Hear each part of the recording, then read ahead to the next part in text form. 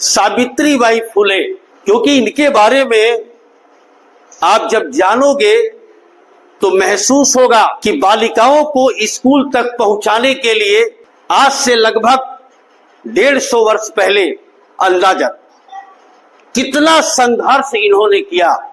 सावित्रीबाई फुले भारत की प्रथम महिला शिक्षिका थी। आज तो हर स्कूल में महिला शिक्षिका मिल रही है ना। सावित्रीबाई फुले का जन्म 3 जनवरी 1831 महाराष्ट्र के नायगांव स्थान पर हुआ था। ये शुरू से ही प्रतिभाशाली थी, लेकिन उस जमाने में बालिका शिक्षा प्रतिबंधित था।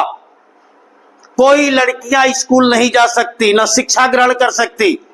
उस जमाने में एक कुप्रथा चलती थी, कम उम्र में लड़कियों की शादी कर देना, और उसी कुप्रथा के कारण 9 साल की उम्र में सावित्रीबाई फुले की शादी ज्योतिराव फुले, यह भी बहुत बड़े महान समाज सुधारक थे, 1840 ईस्वी में कर दी गई। देखो बेटा, 31 में पैदा हुई, 40 में, 9 साल की उम्र में। उस समय ये बहुत जबरदस्त कुप्रथा थी। सावित्रीबाई फुले की जब शादी ज्योतिराव फुले से हुई तो ज्योतिराव फुले बहुत अच्छे इंसान थे।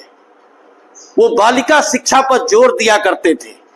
अपने बापूजी का, अपने पिताजी का विरोध करके अपनी पत्नी को अंधेरे कमरे में किसी के यहां ले जाकर के पढ़वाते थे, और चोरी छुपे पढ़ा पढ़ा के इनको शिक्षक की ट्रेनिंग भी दिलवाई।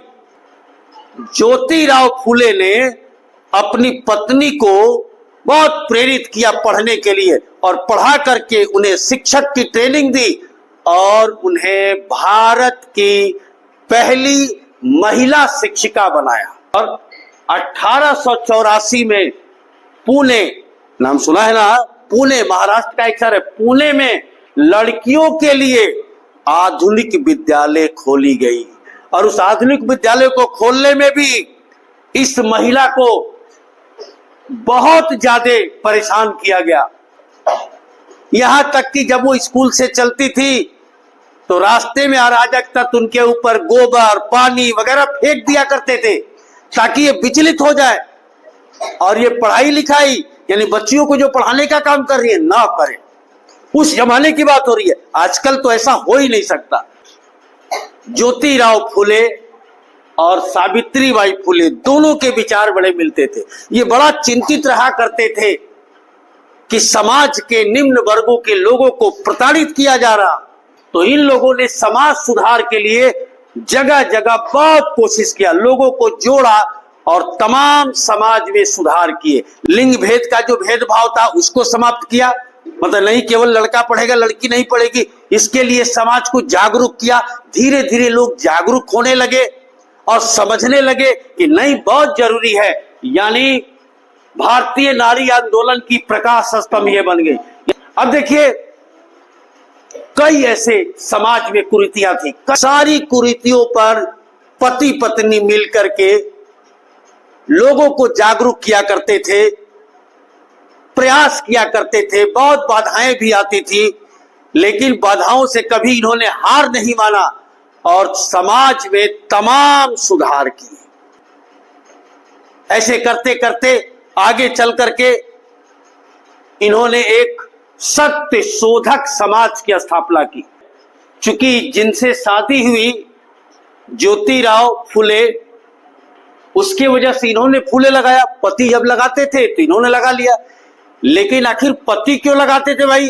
यानी ज्योतिराव फुले के परिवार के लोग फूलों का कारोबार करते थे, इसलिए उनके नाम के आगे फूले लगाया गया, और कोई दूसरा कारण नहीं है, यही है, ठीक ना। एक समय ज्योतिराव फुले पढ़ाने के लिए प्रयास करते थे तो गांव के लोगों ने इनके पिताजी पर दबाव डाला, और अंत में पिताजी इनको समझाए, लेकिन ज्योतिराव फुले माने नहीं। अपनी पत्नी को लेके अपने मित्र उस्मान शेख के पास चले गए। किसके पास? उस्मान शेख के पास। ठीक ना। और वहां रह करके ये सारा काम किया, समाज सुधार का भी काम किया, सब कुछ किया। इनकी सबसे अच्छी मित्र कौन थी? तो इनकी सबसे अच्छी मित्र थी फातिमा बेगम, सहयोगी मित्र। ये भी शिक्षिका बन गई, साथ साथ हमेशा अपना हाथ बटाती थी किसी भी काम में। तो अगर दृढ़ इच्छा शक्ति हो तो आप कोई भी काम कर सकते हैं। मैं बार बार समझाता हूं, शिक्षा आपका अधिकार है। शिक्षा ग्रहण करोगे तभी मस्तिष्क काम करेगा ठीक से और समाज में आगे बढ़ोगे। यानी सावित्रीबाई फुले का योगदान हमें या हमारा समाज कभी भी नहीं भूल सकता। अब इनकी मृत्यु कब हुई ये हम आपको बताते हैं। तो एक उस समय प्लेग की बीमारी आई थी। प्लेग एक बीमारी है और प्लेग की बीमारी में रोगियों की सेवा कर रही थी। रोगियों की सेवा करते करते ये खुद रोगी हो गई और इनका निधन हो गया। कब? 10 मार्च 1897 प्लेग रोगियों की सेवा करते करते इनकी निधन हो गई। तो ये रहा सावित्रीबाई फुले के बारे में संक्षिप्त जानकारी। आप यदि स्कूल आए हो तो कहीं ना कहीं इनका बहुत बड़ा योगदान है। क्लियर है? बहुत बहुत धन्यवाद।